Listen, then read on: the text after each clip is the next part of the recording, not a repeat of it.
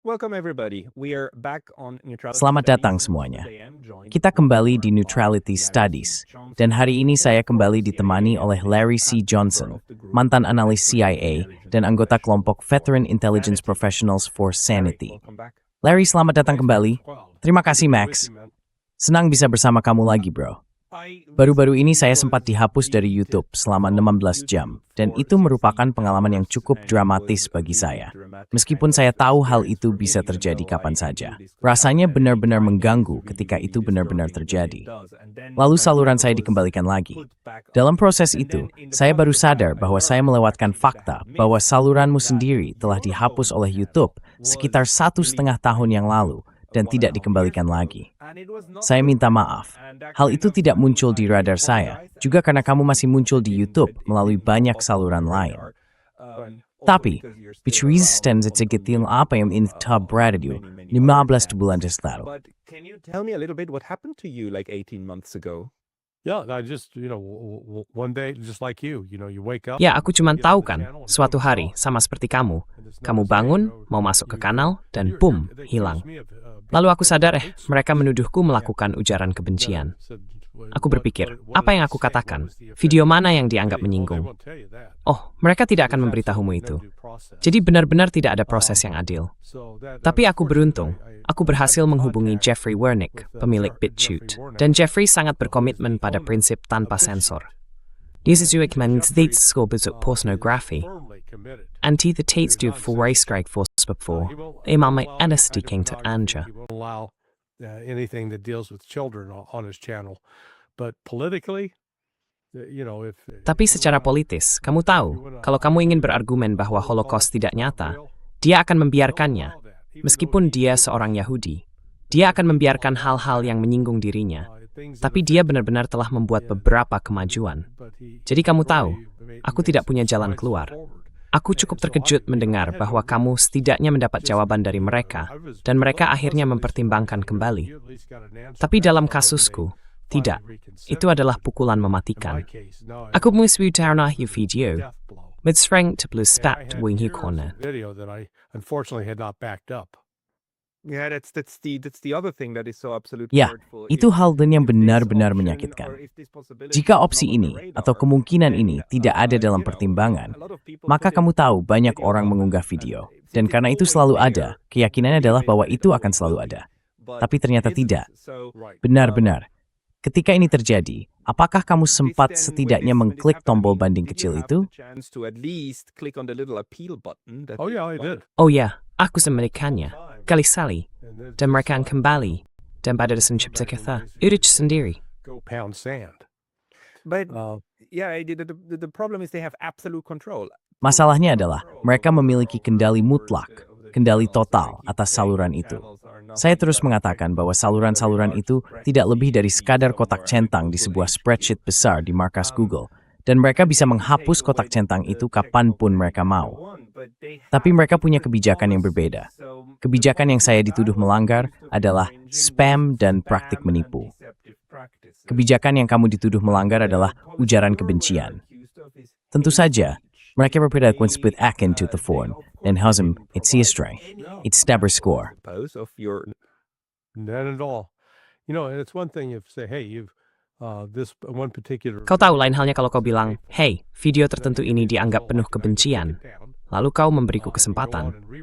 Ya, aku bisa saja menghapusnya, atau merekam ulang dan mencoba memperjelas. Tapi aku tidak. Kau tahu, satu-satunya kebencian yang kulibatkan adalah kebencian terhadap genosida yang terjadi pada rakyat Palestina.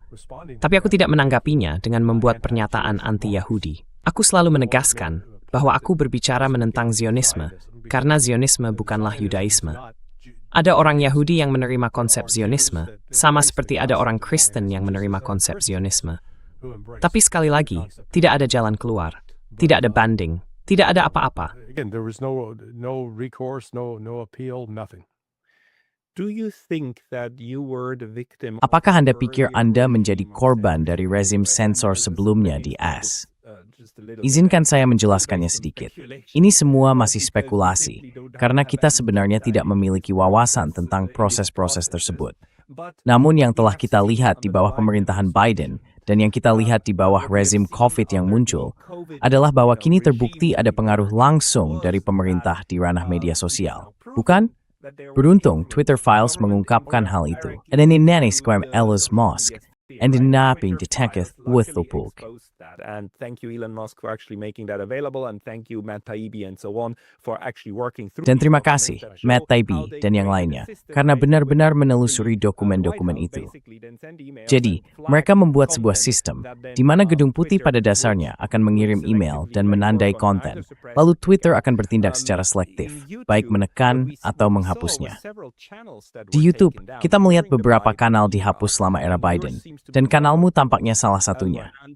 Hal seperti ini telah berubah, atau setidaknya menurut persepsiku, di bawah pemerintahan Trump, hal itu mereda.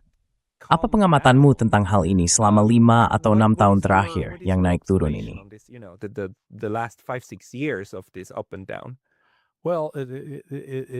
Ya, situasinya sudah agak tenang dalam beberapa hal, tapi juga memburuk dalam hal lain.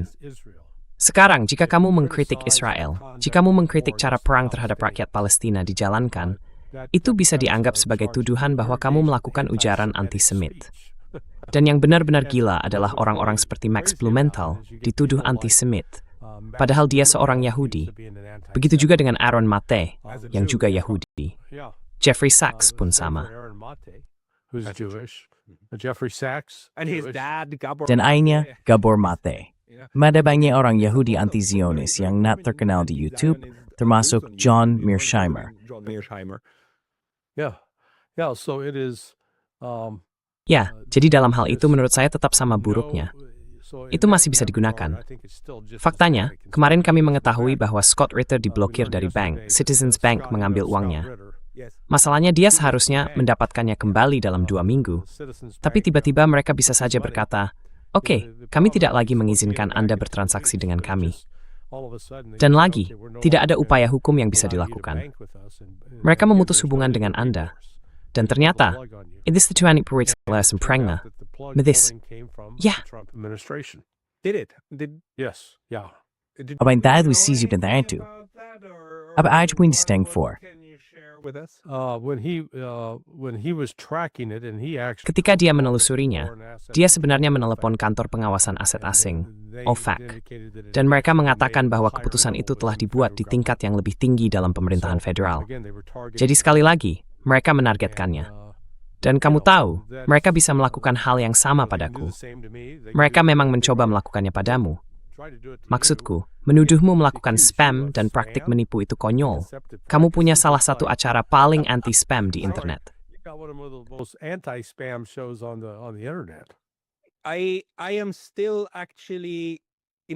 Saya masih percaya dalam kasus saya sendiri bahwa ini benar-benar gangguan TI, dalam arti bahwa selama 6 bulan terakhir, kita telah melihat peningkatan luar biasa dalam video AI di internet. Kita telah melihat AI berpura-pura menjadi Mearsheimer, berpura-pura menjadi Jeffrey Sachs, berpura-pura menjadi Alexander Mercouris. Kamu juga ditiru? Oh ya ampun, ada setidaknya 3 kanal di luar sana yang meniru saya. Jadi memang ada spam AI yang nyata, dan YouTube harus benar-benar harus melakukan sesuatu hal ini. Membuat kanal itu sangat mudah sekali. Bot-bot ini yang membuatnya pasti seperti permainan kucing dan tikus yang terus-menerus. Ribuan, kalau bukan puluhan ribu, kanal per hari. Itu perkiraan saya. Jadi mereka harus melakukan sesuatu.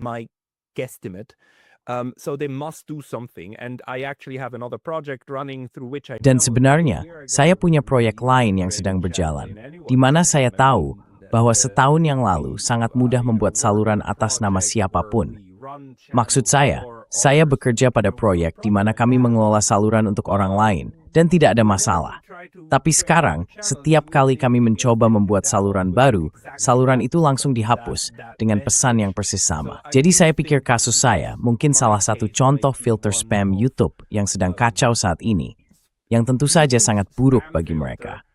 Masalahnya adalah mereka tidak menyediakan interaksi manusia untuk menyelesaikan masalah tersebut. Namun dalam kasus saya percaya ini adalah kesalahan yang jujur. Sedangkan dalam kasus Anda, dan apa yang terjadi pada Scott Richter dan sebagainya, kemungkinan besar itu adalah campur tangan langsung dari pihak atas. Probably outright interference from above. Well, and let's not forget what Nah, dan jangan lupa apa yang ditemukan oleh Michael Schellenberger dan Matt Taibbi. Ada sejumlah besar mantan pegawai CIA yang menduduki posisi tinggi di tempat-tempat seperti Google, YouTube, dan Facebook. Hanya kebetulan saja. Just a coincidence. And one must not underestimate the power Dan seseorang tidak boleh meremehkan kekuatan sebuah panggilan telepon. Seseorang berkata, "Hei, omong-omong cukup hubungi orang-orangmu." Lalu orang-orang di bawah sana menghapus kotak centang itu, dan selesai. Karena setelah itu, kamu berada di ujung pendek tongkat malapetaka, di mana kamu tidak bisa berbuat apa-apa lagi. where you can't do anything against this. Right. Yeah, if they get to the place Benar. they start saying, okay, Ya, this person kalau mereka is sampai pada titik di mana mereka mulai berkata, "Oke, orang ini dilarang," maka siapapun yang menampung orang itu, ya, saluran mereka bisa ditutup. Maksud saya, itulah arah langkah berikutnya dari sensor menurut saya. Kamu tahu, kamu masih cukup muda dibandingkan saya. Dan saya ingat ketika saya pertama kali mulai menjadi komentator politik pada tahun 1994. Jadi sekitar 32 tahun yang lalu. Dan pada waktu itu, suara-suara alternatif masih diperbolehkan. Saya dulu cukup sering tampil di acara Crossfire di CNN saat mereka masih benar-benar menampilkan sudut pandang yang berlawanan. Saya pernah berdebat dengan Alan Dershowitz tentang seluruh urusan mata-mata Jonathan Pollard. on the whole Jonathan Pollard spy business. I learned how to defeat Alan Dershowitz's laugh at. Saya belajar bagaimana mengalahkan Alan Dershowitz dengan menertawakannya. Karena dia menjadi begitu. Dia mengatakan sesuatu seperti, Jonathan Pollard tidak sedang memata-matai. Dan saya langsung tertawa. Lalu dia marah. Dia berkata, berhenti menertawakan saya. Nah, kamu tahu, sisi diri saya yang berusia 14 tahun berkata, oh, kamu ingin saya berhenti tertawa. Jadi saya tertawa lebih keras, dan itu benar-benar membuatnya kesal. Tapi setidaknya kami bisa-bisa dua posisi yang berbeda. Dan itu berlanjut sampai awal Perang Teluk, invasi Irak pada tahun 2003. Waktu itu, PBS, layanan penyiaran publik di Amerika Serikat, dalam acara Jimle 3 Kolonel. Mereka menghadirkan 3 mantan perwira militer. And so they had 3 former military guys. One of them was a friend of mine, Pat Lang. Salah satunya adalah teman saya, Pat Lang. Pat pernah menjadi kepala divisi Timur Tengah di Badan Intelijen Pertahanan. Saya lupa siapa 2 orang lainnya, tetapi setidaknya pada awalnya ada berbagai sudut pandang yang diizinkan terkait perang tersebut. Namun setelah itu, Anda sebenarnya tidak diperbolehkan mengkritik upaya Amerika Serikat. Pukulan nyata bagi saya datang ketika Barack Obama mulai naik daun. Ketika saya mulai mengkritik Obama di siaran tentang hubungan masa lalunya dengan, Anda tahu, orang-orang yang dikenal sebagai teroris seperti Bill Ayers yang pernah didakwa melakukan tindakan terorisme, saat itulah segalanya berubah. Dan saya tidak bermaksud menggunakan kata teroris sebagai celaan. Dia memang secara harfiah pernah didakwa atas hal itu. He had been charged with terrorist acts. I then got cut off. Lalu saya diputus. Saya tidak lagi diterima untuk tampil di udara. Dan kita melihat hal yang sama terjadi dengan kudeta di Maidan. Dan sekarang dengan tindakan Israel terhadap warga Palestina setelah 7 Oktober, serta terkait dengan Iran, tidak ada suara alternatif yang diizinkan. Faktanya, saya baru saja menonton seseorang yang berbicara tentang ribuan orang Amerika yang katanya dibunuh oleh Iran. Ribuan. Nah, coba saja buka mesin pencari AI manapun dan tanyakan, berapa banyak warga sipil Amerika yang telah dibunuh Iran dalam aksi teror atau serangan langsung? Jawaban yang saya dapat adalah 0 hingga mungkin 50 atau 100. Mereka tidak yakin. Jadi, ya, tidak ada data yang jelas tentang hal itu. So, hey, there's no good data on that point, but if it was thousands, you'd think, oh. Tapi kalau jumlahnya ribuan, kamu akan berpikir, ya, kita harus mempertimbangkannya. Saya menanyakan hal yang sama tentang proksi Iran. Mereka bilang, oke, mungkin Iran tidak melakukannya secara langsung, tapi mereka punya banyak proksi yang membunuh warga sipil. Dan saya membedakan antara warga sipil dan militer. Karena kamu tahu, kalau kamu sedang duduk di restoran makan pizza, kamu seharusnya tidak perlu khawatir ada seseorang dengan sabuk bunuh diri datang dan meledakkan diri. Kamu bukan ancaman dalam bentuk apapun. Tapi bahkan berdasarkan data itu, jumlah orang yang dibunuh oleh proksi Iran adalah 600 hingga 1.000. Angkanya sangat rendah. 600 to 1,000. It was very low. Similarly, I then asked the question about military deaths. Demikian pula, saya kemudian menanyakan tentang kematian militer. Jumlahnya sekitar 1.000. Saya berbicara dengan seorang jenderal pensiunan pada hari Selasa, dan dia bersikeras bahwa ada ribuan warga sipil yang tewas. Namun, ketika kita melihat kembali jumlah total warga Amerika yang tewas, jumlahnya sekitar 4.600 selama 12 tahun. Yang benar-benar dikaitkan dengan proksi Iran berjumlah sekitar 600. Sekarang, saya tidak mengatakan bahwa Iran kan hal tersebut, tetapi saya hanya ingin mengatakan bahwa tidak benar menggambarkan Iran sebagai negara pembunuh yang sedang mengamuk, membunuh orang Amerika. That has been on a rampage killing Americans. Because the other part of what I wrote a piece. Karena bagian lain dari apa yang saya tulis, sebuah artikel beberapa hari lalu, menunjukkan bahwa sebenarnya jika dilihat dari berapa banyak orang Iran yang telah dibunuh oleh Amerika Serikat, baik secara langsung maupun tidak langsung, di sisi tidak langsung melalui perantara, kitalah yang mendorong Saddam Hussein untuk menyerang Iran. Lalu kita juga yang memasok Saddam Hussein dengan bahan kimia prekursor yang digunakan dalam serangan gas Mustad terhadap orang Iran. Bisa dikatakan bahwa Amerika Serikat bertanggung jawab atas sedikitnya 500.000 tentara Iran yang tewas. Dan kemudian ada kategori warga sipil. Tapi inti dari semua ini adalah bahwa cara informasi dikelola dan disampaikan memang dirancang secara khusus untuk memanipulasi persepsi publik.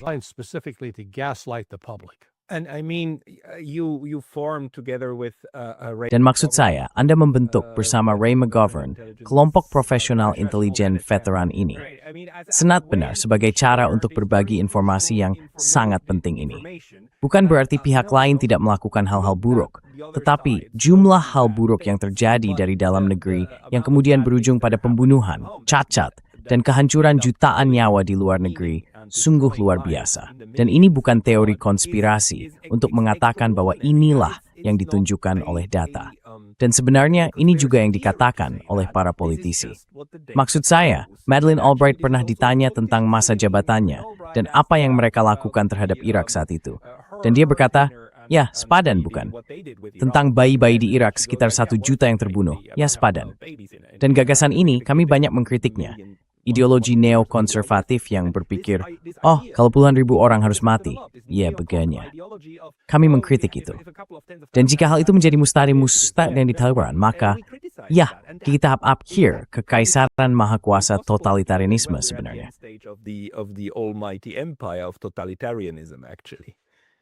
Well, let's just look at the record of the last 60 years.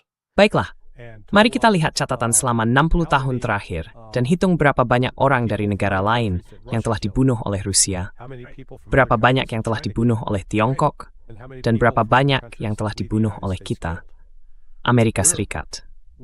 Kita adalah negara paling mematikan di dunia selama 60 tahun terakhir.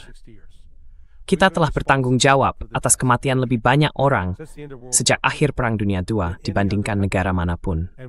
Dan kita terus berada dalam keadaan siap perang. Kita bisa berpura-pura dan berkata, ya, kita hanya membunuh orang jahat. Kamu tahu, ingat film dengan Arnold Schwarzenegger di mana dia adalah mata-mata rahasia dan istrinya Jamie Lee Curtis. Tidak tahu. Aku suka film itu. Ya, True Lies. Dia bertanya, apakah kamu membunuh orang? Hanya yang jahat. Mereka pantas mendapatkannya. Hanya yang jahat. Nah, itu semacam menjadi mantra kita. Tapi faktanya sangat berbeda. It's innate me the bepko effakets wigirum wafkaskwickam smekt and ramsting. Enormous suffering on civilians all around the globe. Maksud saya, hal yang mengerikan dari pola pikir ini adalah tentu saja, dan ini bukan hanya di Amerika Serikat, tetapi berlaku untuk Barat secara umum. Pembunuhan itu tentu saja merupakan bagian dari sistem internasional yang terintegrasi, termasuk Swiss dengan perbankan, pembiayaan, dan sebagainya. Modal global yang pada akhirnya menciptakan bom-bom yang membunuh semua anak-anak di Gaza dan tepi barat juga, dan seterusnya, omong-omong. Ini sudah berlangsung lama. Maksud saya, seluruh benua Amerika Utara akan memiliki warna kulit yang berbeda jika bukan karena pendekatan semacam itu dan apa yang kita lihat sekarang. Dan lihat saja film-film koboi lama. Orang Indian digambarkan sebagai biadab, menyerang para pemukim tak bersalah yang hanya ingin menjalani hidup mereka. Lalu mereka ditampilkan seolah ingin memperkosa dan menjarah dan sebagainya. Jadi kavaleri harus turun tangan dan mengalahkan para penjahat, bukan? Malice Brong Youth, out how to word du sing to, itun med. Or it's keen tingeth. The bad guy. It's relatively simple, isn't it? Well, and that's where propaganda comes in. Nah, disitulah propaganda berperan. Kita hidup di lingkungan yang bagaikan pedang bermata dua. Di satu sisi, mari kita lihat sisi positifnya. Sekarang ada lebih banyak informasi independen yang bisa diakses orang dengan mudah dibandingkan masa lalu. Maksud saya, di Uni Soviet dulu mereka punya samizdat. Orang harus duduk dan benar-benar menulis buku, surat, dan artikel dengan tangan, lalu menyalurkannya secara langsung. Nah, sekarang kita bisa melakukannya secara elektronik, seketika, dan dalam jumlah yang luar biasa besar. Kita bisa menjangkau jutaan orang dengan cara yang tidak mungkin dilakukan 30 atau 40 tahun lalu. Saya sendiri pernah menjalani 8 minggu, sebut saja magang, di Direktorat Operasi pada Satgas Afghanistan, bekerja di bidang propaganda yang mereka sebut sebagai aksi rahasia.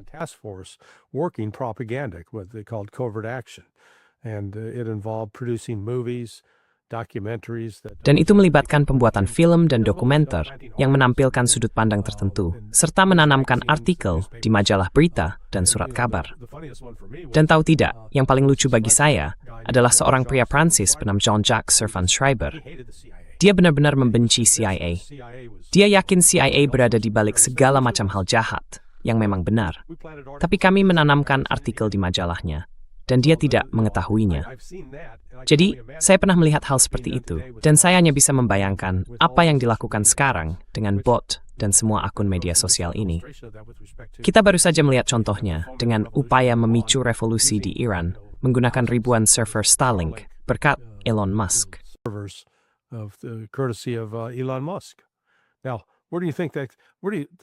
Sekarang, menurutmu di mana? Di mana kamu, Musk tidak memberikan donasi? Itu dibeli. Dan saya yakin, itu dibeli oleh CIA atau salah satu badan intelijen yang menggunakan perusahaan depan. Tapi intinya adalah bahwa teknologi juga memberi pemerintah kekuasaan yang luar biasa besar. Mereka bisa mematikan internet, mereka bisa menonaktifkannya, mereka bisa seperti dalam kasusmu dan kasusku, menghapusmu begitu saja. Kamu tahu, penghapusan secara virtual bukan pembunuhan secara fisik, tapi mereka bisa memastikan bahwa kehadiranmu terbatas. Itulah sebabnya penting ada situs alternatif lain seperti BitChute, yang sekarang menyediakan seperti satu pelabuhan di tengah badai, sebuah tempat perlindungan yang aman. Ada dua pendekatan untuk hal ini, bukan? Yang pertama adalah mengatakan bahwa ini sudah tidak ada harapan. Mari kita tinggalkan dan beralih ke BitChute, ke Rumble, mencoba mengembangkan alternatif, yang menurut saya merupakan pendekatan yang sangat penting. Pendekatan lainnya adalah mengatakan, tidak, kita akan melawan ini. Kita akan membentuk serikat, mencoba melakukan perundingan kolektif, melakukan aksi politik melawan sensor pemerintah, dan sebagainya. Saya pikir keduanya perlu dilakukan secara bersamaan. Tapi bagaimana pandanganmu tentang peluang yang kita miliki untuk mempertahankan bagian-bagian baik dari kebebasan berbicara yang terbuka dan, demokrasi liberal, sambil melawan apa yang dihasilkannya di sisi lain, yaitu kematian, kehancuran, dan keputusasaan bagi orang-orang yang tidak disukai oleh sistem. On people that the system doesn't like. Well, I think it's overall. Ya, sekali lagi, saya pikir secara keseluruhan memang ada risiko dengan sistem ini. Tetapi, menurut saya, keuntungannya jauh lebih besar daripada risikonya. Dan lagi, saya menyebutnya salah satu berkahnya, adalah bahwa kamu berada di sisi lain dunia, bukan? Tapi sekarang kita telah membangun hubungan. Saya bisa menyebutkan daftar orang yang telah saya hubungi dan menjadi teman sejati. Beberapa di antaranya beruntung bisa saya temui langsung, seperti Mohammed Marandi. Saya memanggilnya orang Virginia, karena dia sebagai di Virginia. Saya pernah mewawancarinya, dan anak seni. Saya mengitinak usianya sesuai dengan anak saya, Nima Al-Khurshid. Nima Al-Khurshid. Nima's an engineer. Dan Nima adalah seorang insinyur. tetapi dia memiliki podcast yang berbasis di Brasil. Dia baru saja kembali ke Iran untuk mengunjungi keluarganya untuk pertama kalinya dalam 12 tahun. Jadi saya mengundang mereka berdua, dan saya berkata kepada Mohammed, "Kau bukan orang Iran sejati. Kau gagal, kawan. Kau lahir di Amerika. Kau seperti Bruce Springsteen, lahir di AS. Namun, dengan membangun hubungan seperti itu dengan Pepe Escobar, Alastair Crook, dan kemudian melalui blog serta Substack saya sendiri, saya dapat menyangkut arus orang-orang di seluruh dunia, setiap negara di Eropa, banyak di Afrika, dan beberapa di Asia. Seiring waktu, Anda mengenal orang melalui proses itu. Itulah sari hal biasa lebih harus tentang internet. Besar bisa bikin komunitas global. Itu You can really create a global community. That is true. That is true. And you can connect a lot of people who otherwise Itu benar. feel pretty Kamu alone. bisa menghubungkan This banyak is, orang yang one of sebaliknya the- mungkin merasa cukup one of the kesepian. things that I hear quite Kamu a lot tahu, in salah satu hal yang videos sering saya dengar dalam that umpan you balik for adalah, your channel, "Terima kasih it atas kanalmu." makes me- it makes Itu me membuat feel saya like merasa tidak sendirian. im- Itu menghilangkan perasaan bahwa saya sedang kehilangan akal, karena tidak ada orang lain yang juga memiliki penafsiran yang sama tentang apa yang sedang terjadi. Sangat sulit sejak kamu dikelilingi Ortega Ferd, and di Miss Small to Forsford, Drama, and Brower Thor to Nemlat. Limo klaim telah mempermendad tegus di meeting wraith a lath, yang for frame. capacity to look at reality. Yeah, there's a musical that made into a Ya, movie. ada sebuah musikal yang diadaptasi menjadi film berjudul Situtud Hatters di Menenam Semula. Dan ceritanya tentang proses penyusunan deklarasi kemerdekaan. Dalam salah satu adegan, tokoh yang memerankan John Adams berada di menara lonceng, menyanyikan tentang perasaannya yang terisolasi dan sendirian dengan apa yang ia lihat. Namun ia yakin hal itu penting untuk diperjuangkan. Dan ada banyak orang seperti itu di seluruh dunia, di mana kamu merasa seperti berteriak melawan badai. It's a drive, matter. Hey, itu tidak sendirian. Empat Anda di Fanny yang memiliki visi dan misi yang sama. Hey, I'm not alone. There are others out there that share this vision, share this view. And, and in my particular case, what I'm trying to do... Dalam kasus saya, yang saya coba lakukan adalah menghentikan pembunuhan. Kita perlu menghentikan pembunuhan. Pendekatan Amerika khususnya adalah kita cenderung memandang orang lain sebagai musuh, entah teman atau lawan. Dan itu adalah dikotomi yang keliru untuk dibangun. Mari kita sadari bahwa kita memiliki tetangga.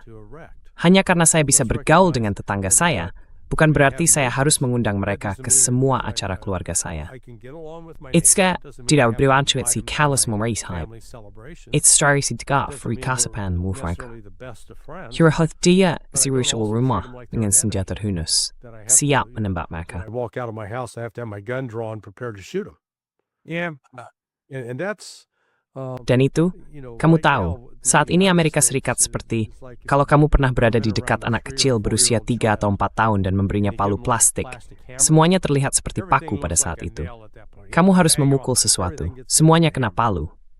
Sayangnya, itulah yang terjadi dengan kebijakan luar negeri AS. Alih-alih mencari jalan tengah, dan hal yang sama bisa dikatakan untuk Israel. Nah, apa yang seharusnya dilakukan Israel setelah 7 Oktober? Sangat mudah. Pertama, mereka dapat banyak simpati dari seluruh dunia. Jadi mereka bisa segera bergerak untuk menghentikan dukungan finansial kepada Hamas. There were so many diplomatic avenues open to them. Ada begitu banyak jalur diplomatik yang terbuka bagi mereka, sehingga jika tujuan mereka benar-benar untuk mengalahkan Hamas, menegakkan keadilan, dan membebaskan para sandera, mereka bisa saja menempuhnya. Tapi mereka tidak melakukannya, karena memang tidak mau. Semua ini tentang menciptakan alasan untuk mencabut dan memaksa orang-orang Palestina pergi, merampas tanah mereka, agar kaum Zionis bisa mengambilnya. Dan kau tahu, les kasnesli skatavatini. Seolah kita sejauh ini baru secara syaitu peluru dalam upaya perubahan rezim di Iran. As berencana pun serang min Melias tadi malam, tapi dibatalkan. Aku tidak sebenarnya nak strike pull. I don't know why fully, but I hope it's really called off because it would be. Saya harap itu benar-benar dibatalkan, karena akan sangat khas Trump untuk membatalkannya lalu, 2 hari kemudian, menyerang dengan kekuatan yang lebih besar. Seperti, hahaha, kalian percaya ini, dasar bodoh, sekarang kalian semua mati. Dia akan menertawakan hal seperti itu. dia pernah menertawakan hal-hal seperti ini sebelumnya. Jadi saya benar-benar berharap sesuatu telah terjadi yang orang-orang bisa memantau sendiri. People can monitor it for themselves. Right now there's a carrier task force group headed for that. Saat ini, ada satu gugus tugas kapal induk yang sedang menuju Teluk Persia. Jika Trump benar-benar serius untuk tidak menyerang, seharusnya ia memerintahkan agar gugus tugas itu diputar balik. Sejauh ini, belum ada perintah untuk melakukan hal tersebut. Jadi saya masih berpikir bahwa kebijakan AS akan, sekali lagi, mencari alasan atau dalih lain untuk menyerang Iran. Situasi terbaru ini sebenarnya merupakan operasi yang sangat kompleks, yang dimulai pada 28 Desember. Pada hari itu, mata uang Iran anjlok, dan penurunan nilai yang dramatis itulah yang memicu protes di jalanan oleh berbagai kalangan masyarakat Iran. Jadi hal itu memang direkayasa secara sengaja. Saya tidak bisa membuktikannya, tetapi ketika saya melihatnya, saya tahu persis bahwa itulah yang terjadi. But I look at it and I know this is exactly what happened. This is not the first time we've ever seen Lihat, ini bukan pertama kalinya kita melihat seorang individu kaya melakukan hal seperti ini. Bahkan George Soros pernah melakukannya terhadap Inggris, di mana seseorang bisa merekayasa penurunan nilai mata uang secara cepat, melakukan short, dan mendapatkan keuntungan darinya. Tapi kali ini, semuanya direkayasa dengan sengaja. Ini seperti krisis ekonomi menjadi percikan di atas kayu kering. Dan yang perlu dilakukan hanyalah menambahkan bensin dan bahan pemicu lainnya untuk membuat api semakin besar. Dan begitu itu dimulai, kelompok-kelompok yang memiliki kontak dengan CIA dan Mossad, di antara orang Kurdi, kelompok bernama MEK, PMOI, Mujahidin Rakyat Iran, dan Mujahidin Al-Khalq di Balochistan. Ada juga kelompok lain yang terlibat. Out in Balochistan, you had other groups. And then you funneled weapons into those people. Lalu kalian menyalurkan senjata kepada orang-orang itu. Komunikasi mengarahkan mereka, pergi menembak, pergi membunuh, ciptakan kekerasan. Mereka berusaha memicu tingkat kerusuhan di seluruh masyarakat, agar ketika AS melancarkan serangan militer yang seharusnya terjadi kemarin, pemerintah sudah runtuh. Namun yang terjadi adalah, pemerintah berhasil mengatasinya. Mereka mampu melacak semua perangkat Starlink yang digunakan untuk mengordinasikan aksi rahasia ini dan menutupnya. Dan melakukannya dengan bantuan dari Rusia dan Tiongkok, menurut Sennleisen.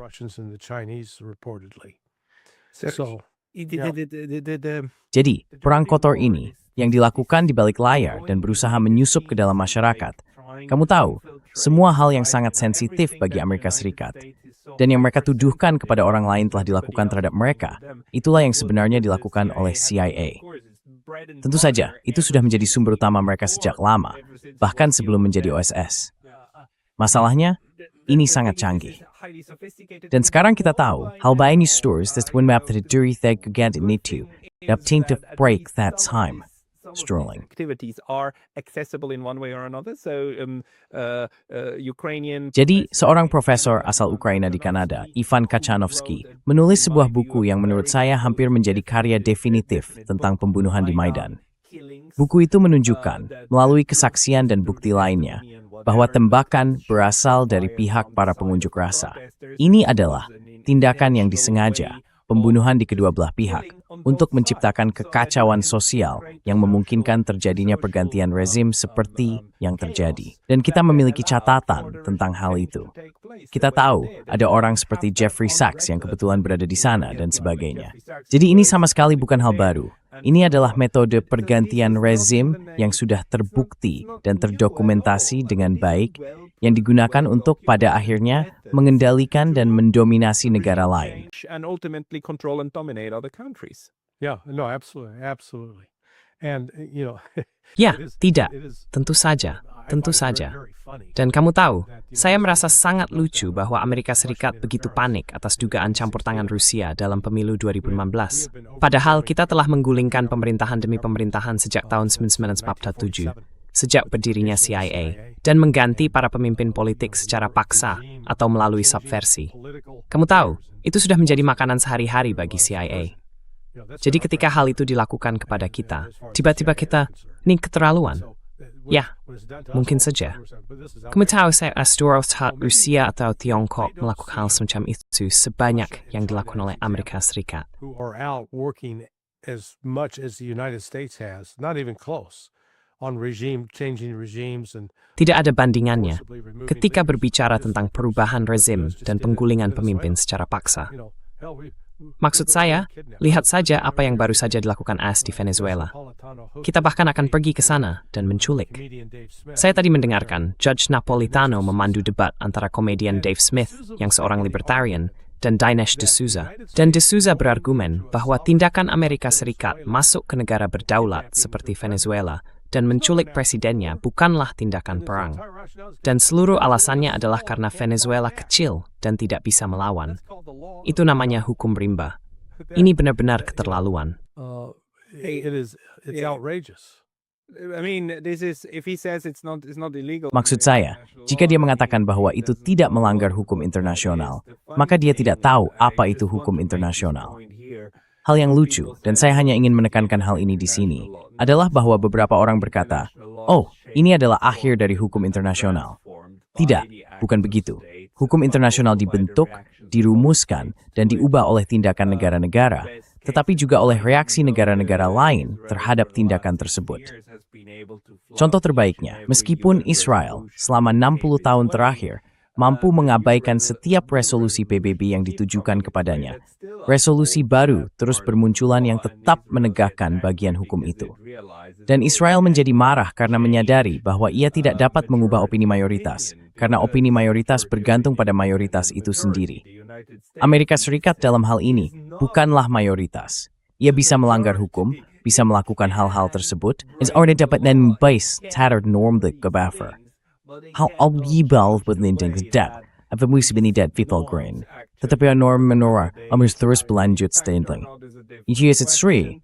Itu tetap merupakan tindakan yang sangat ilegal. So, I mean, it's still a highly illegal act. Oh no, I agree. It is. Look, Oh tidak, the purpose saya of setuju. international Ini law lihat, tujuan dari hukum is internasional, to, dan saya kira ini kembali ke perjanjian Westphalia, yang merupakan semacam gerakan besar pertama dalam hal ini di dunia barat, adalah untuk menciptakan prediktabilitas. Karena Anda ingin tahu, seperti ketika Anda menyimpan uang di bank, Anda ingin tahu bahwa uang Anda akan tetap ada di sana besok, bahwa tidak akan ada orang yang diizinkan datang dan mengambilnya atau mencurinya. Dan disinilah Anda tahu konvensi-konvensi itu berkembang seiring waktu. This is where, the conventions have grown up over time that and it goes back to the Dan itu kembali ke Magna Carta dengan Raja John, di mana seperti yang kamu tahu, semua orang kaya berkumpul dan berkata, "Hei, kamu tidak bisa terus datang dan mengambil dari kami hanya berdasarkan perasaan pribadimu hari itu. Harus ada hukum, ada struktur, hal-hal yang tidak boleh kamu lakukan, atau prosedur yang harus kamu ikuti jika kamu ingin melakukannya." Dari situlah, dari kekacauan dan, kamu tahu, tindakan kriminal, orang mulai berkata, "Hei, ketika avleman fum, being bapus, in chip the das, you throat, use creates a sound libis." create some conventions so that we don't end up killing each other. Yeah, and don't forget self-interest. I mean, Dan jangan lupakan kepentingan pribadi. Maksud saya, kepentingan pribadi, menurut pandangan saya, adalah salah satu motivasi utama di balik perkembangan hukum internasional. Dan salah satu cara kita sering melihat hal ini adalah pada tingkat tertinggi, apa yang dilakukan para presiden, apa yang dilakukan orang-orang yang berkuasa. Namun, pertanyaan lainnya adalah, apa yang terjadi di tingkat bawah? Contoh yang baik dari dampak hukum internasional adalah buku pedoman militer. Buku pedoman yang digunakan Amerika Serikat untuk mendidik pasukannya sendiri tentang apa yang boleh dan tidak boleh mereka lakukan. Dan buku pedoman tersebut cenderung mencerminkan hukum internasional dengan sangat-sangat dekat. Itu bisa dianggap sebagai sesuatu yang sudah pasti. It's for granted. The US military manual will never say like any. Manual militer AS tidak akan pernah mengatakan bahwa setiap prajurit AS bisa begitu saja menculik presiden manapun yang mereka mau.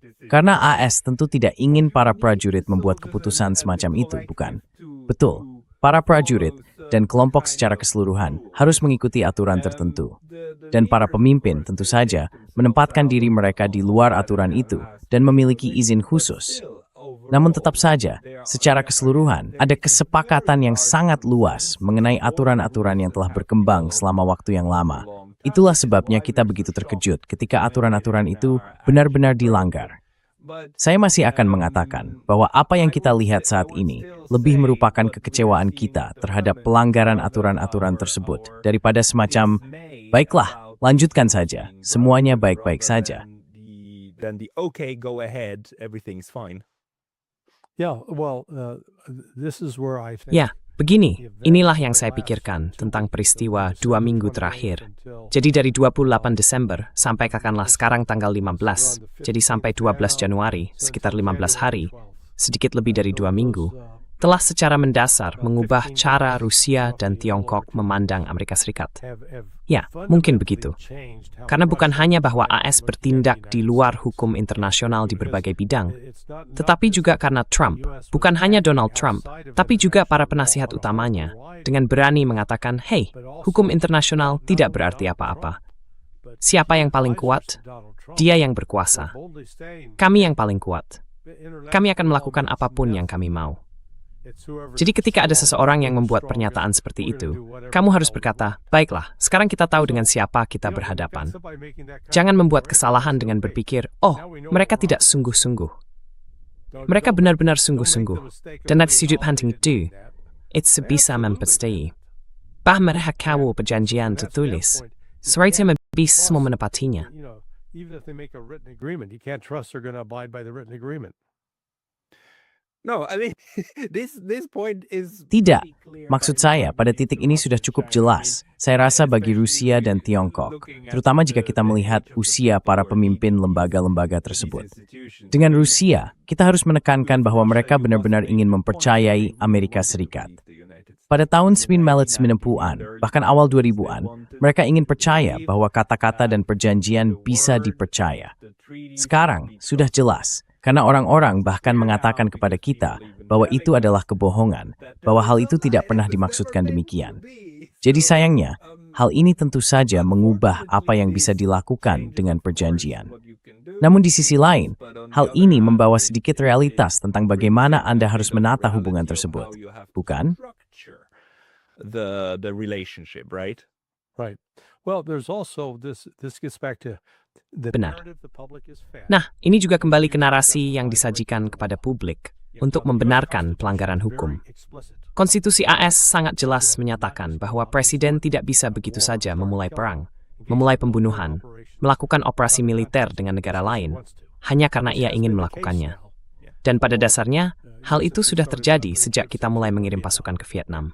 Sekarang, bagi mereka yang berargumen, oh, presiden harus bebas karena, bagaimana kalau Tiongkok menyerang Taiwan? Ini mendesak. Presiden harus bisa bereaksi. Saya akan bilang, tunggu dulu. Mari kita hentikan semua omong kosong ala Hollywood tentang menekan sebuah tombol dan tiba-tiba mendapatkan respons militer seketika. You be able to press a button and all of a sudden you get an immediate military response. If, quote, China invaded Taiwan, Jika, that's kutip, absolutely Tiongkok menyerang Taiwan, the kind of itu thing benar-benar the benar. US Congress decides. Hal semacam itu seharusnya diputuskan oleh Kongres AS. Apakah kita bersedia mengirim putra-putra kita, kebanyakan putra dan beberapa putri, untuk mati dalam perang dengan Tiongkok demi sepetak tanah tertentu? Dan jika rakyat berkata tidak, presiden seharusnya tidak memiliki wewenang untuk melancarkan tindakan militer apapun. Kau tahu, aku menghabiskan 23 tahun menulis skenario latihan kontraterorisme untuk Delta Force, SEAL Team 6, dan satuan operasi khusus lainnya. Dan kau tidak, jarang sekali, sangat jarang, menghadapi situasi di mana ada tindakan langsung, dan AS harus merespons dalam hitungan menit atau detik.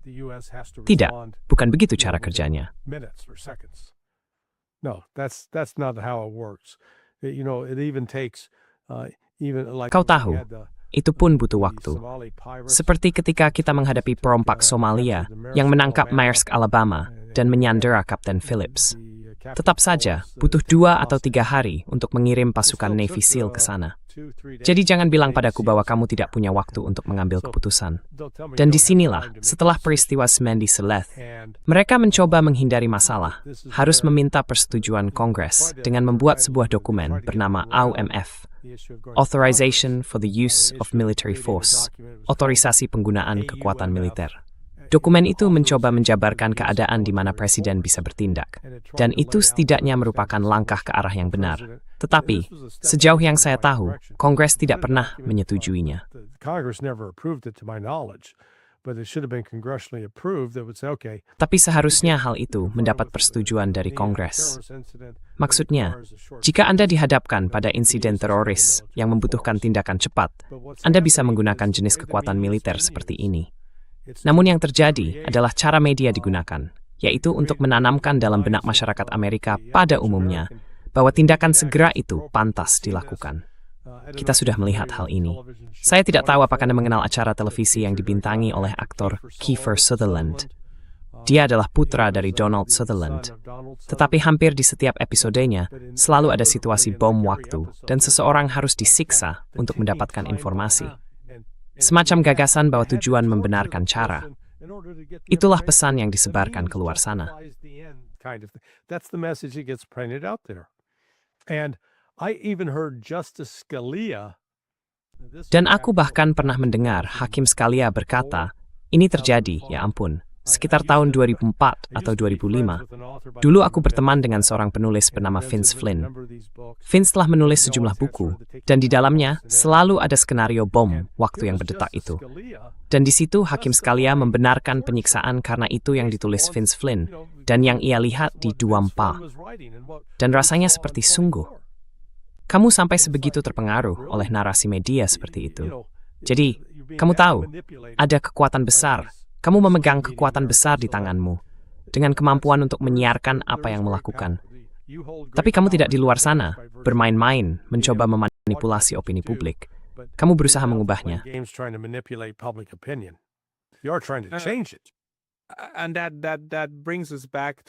Dan itu membawa kita kembali ke topik awal kita, bukan?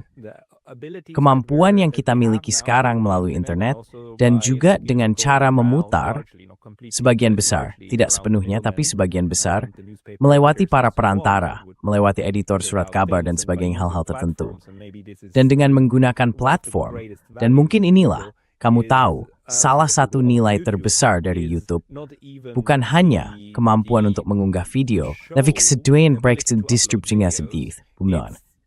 Karena YouTube many basis before, sebanyak 2,5 miliar stroth. Has a 2.5 billion user base. A third of the planet uses YouTube in order. Sepertiga penduduk dunia menggunakan YouTube untuk mendapatkan informasi dengan berbagai cara, dan platform itu menyebarkannya. Dan hal itu benar-benar tak tertandingi. Tidak ada yang menyaingi lautan terbuka semacam ini, di mana pesan dalam botol bisa saja sampai ke siapapun. Jadi, itu adalah sesuatu yang perlu dilindungi. Di sisi lain, itu juga sesuatu yang entah bagaimana harus kita cari alternatifnya, kurasa. Dan kamu sedang mencari alternatif, bukan? Kamu dari the web separate Zoomer. Apa diciptakan kesempatan untuk tetap memberi enhancement kepada publik? Provide the public with your analysis. Well, I do sonar21.com. That's my main blog. Ya, saya menjalankan sonar21.com. Itu blog utama saya. Tapi saya juga membuat akun di Substack dan Patreon. Jadi kamu tahu, saya berusaha untuk beragam supaya tidak terikat hanya pada satu platform. Saya punya kanal di YouTube yang tayang seminggu sekali bernama Countercurrents. Tapi saya juga, seperti yang saya sebutkan, berteman dengan pemilik BitChute. Dan Jeffrey, dia hebat, saya akan menyebutnya seorang patriot global.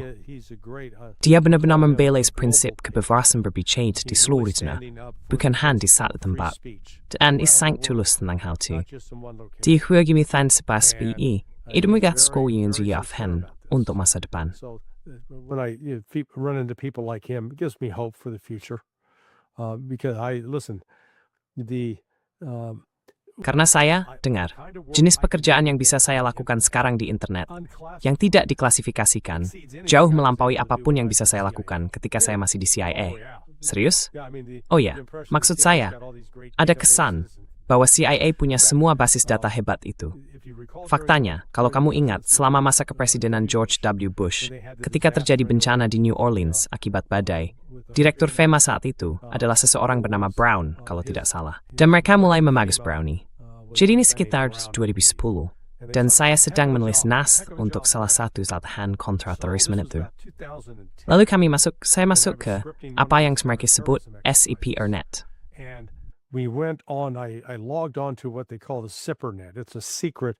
So they got different, you got a secret. Itu rahasia. Jadi mereka punya beberapa tingkat. Ada koneksi internet rahasia, lalu internet sangat rahasia, dan kemudian internet untuk informasi yang terpisah. Sekarang, tergantung pada tingkat izin keamananmu, kamu bisa mendapat akses ke masing-masing. Tapi pada dasarnya semuanya terpisah. Mereka tidak digabungkan. Jadi saya bilang kita perlu mendapatkan nama direktur FEMA yang sekarang. Jadi kami masih masuk ke basis data rahasia ini. Dan siapa yang tercantum sebagai direktur FEMA? Kerja bagus, Brown.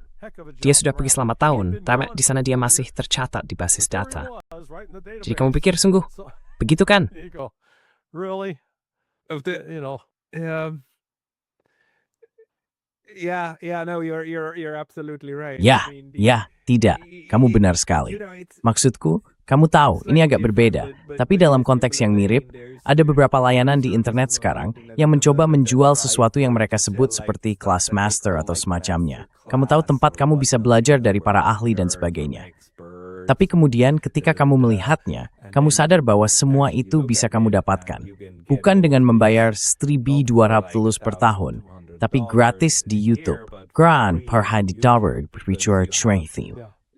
Yarvi nahun, it's like memilih. All you need to do is to pick and choose. So these people do is to create a menu. Jadi semua yang mereka lakukan hanyalah membuatkan menu untukmu. Pada dasarnya semacam silabus, sesuatu yang sudah dilakukan universitas sejak lama. Tapi bagaimanapun, intinya adalah bahwa keterbukaan platform besar itu sangat luas. Satu-satunya masalah adalah menemukan dan menggabungkan hal-hal yang tepat, bukan karena informasinya tidak ada. Benar. Dalam arti tertentu, ini memang pekerjaan kita, bukan? Ini tentang menemukan, menggabungkan, lalu menyajikan, memberitahu orang, let's, kawiti marangka di jasnani desidu for, bebesteptisin mirini, ada with simith, aiting suban niji. These sources in order to understand what's going on. Well, see, I have a way of thinking Ya, about problems. benar. Begini, saya punya cara berpikir tentang masalah yang bagi saya terasa alami, dan saya berharap semua orang melakukannya juga. Tapi kadang saya sadar, ternyata saya satu-satunya yang berpikir seperti itu. Ya, contohnya adalah yang saya tulis 2 hari lalu, tentang mengapa Iran punya banyak alasan untuk membenci Amerika, tapi tidak melakukannya. Dan kalau kita menelusuri sejarahnya kamu tahu, sejak tahun 1953, cara Amerika Serikat menggambarkan hubungan itu adalah seolah-olah kita selalu menjadi korban. Kita tidak pernah melakukan kesalahan apapun. Kita hanya mengurus urusan kita sendiri. Lalu orang-orang Iran itu menyerbu kedutaan kita tanpa alasan yang jelas dan menyiksa warga kita.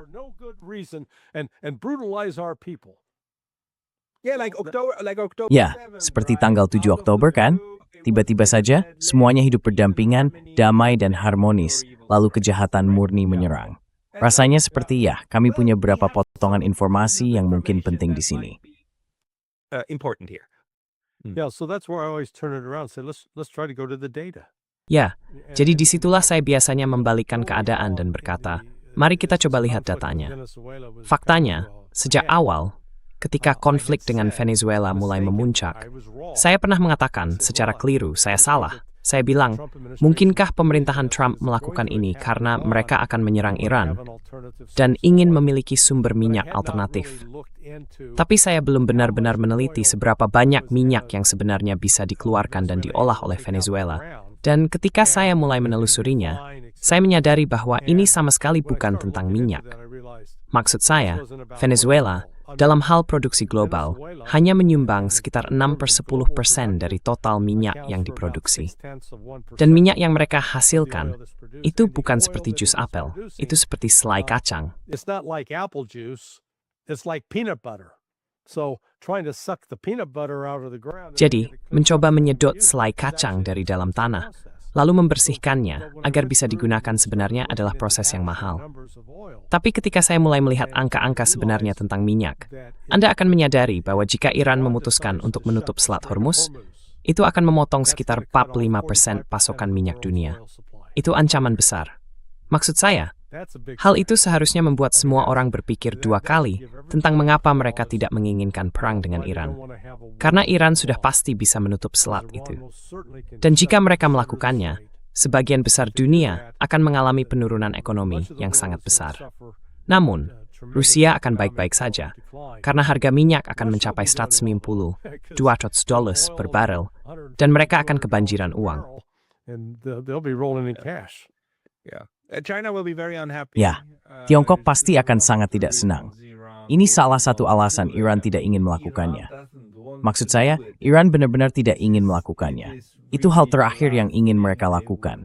Karena mereka tahu itu akan sangat merugikan mereka.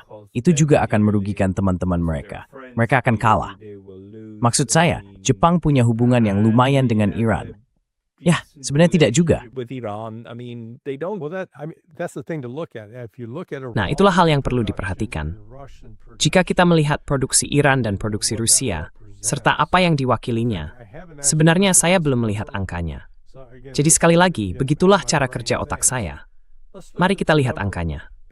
Karena jika ternyata ekspor dari Iran dan Rusia menyumbang sekitar 80% dari apa yang diperoleh Tiongkok, maka ya, Tiongkok tidak akan terlalu terpengaruh jika Selat Hormuz ditutup. Esma, isarnya malud yisa, bokos seliling Selat Hormuz, lain di bagian selatan. not through the Strait of Hormuz, but south of that. No, this very important point. Ya, ini adalah poin yang sangat penting. Dan untuk mengembalikannya ke pokok bahasan, saya rasa tugas kita adalah mengambil apa yang sudah ada dan tersedia, lalu menawarkannya dalam sebuah komposisi baru untuk memberikan perspektif kepada orang lain yang juga sedang mencari, yang kebingungan, dan yang bertanya-tanya apa yang bisa dilakukan. Jadi inilah alasan mengapa kita membutuhkan internet yang terbuka, platform yang terbuka, dan kita perlu memperjuangkannya. Era mesnerid ini, emersuakorn ini selosol. Sesaith, nimnarbor theskabi strength, tipogmo, sonormahati, duasat, di bitchute. Seadiu, kat korkogid sam sonorakab. Sonar 21 find as you? well. Yeah, Sonar 21. Yeah. Okay. So, Ya, Sonar 21.